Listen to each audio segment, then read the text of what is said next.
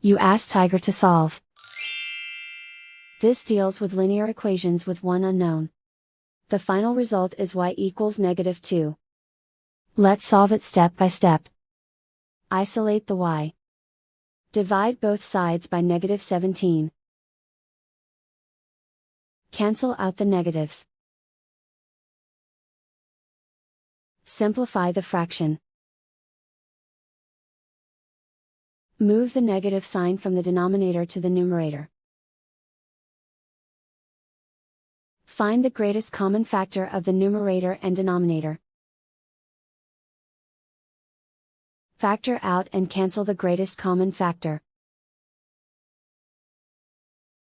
And so the final result is y equals -2.